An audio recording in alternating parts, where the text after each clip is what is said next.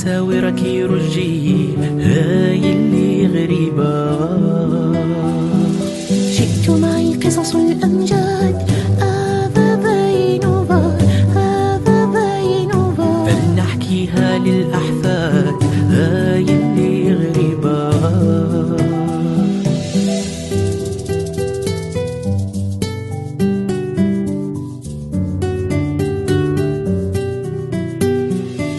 شيخ يتلفع برنوس يتأمل نجما وسماء بجرجرة برد وثلوج بأوراس مطر وشتاء. شيخ يتلفع برنوس يتأمل نجما وسماء بجرجرة برد وثلوج بأوراس مطر وشتاء.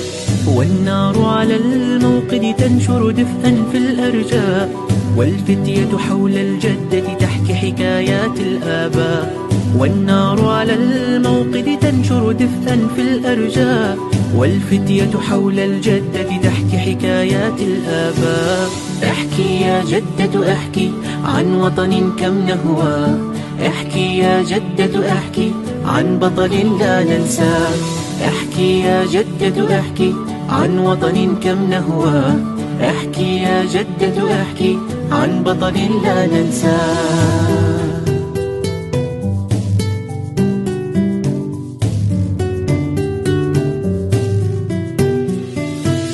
في يوم يا أبناء هجم جنود الأعداء قطعوا غصن الزيتون وبكت هذه الأرض دماء.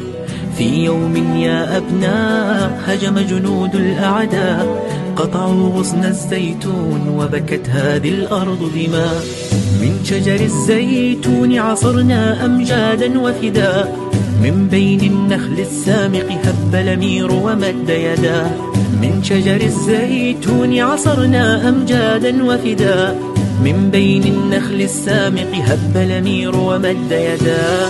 حبك وطني يجمعنا تحت لوائك أبناء. حبك وطني وحدنا جزائر أرض الشهداء.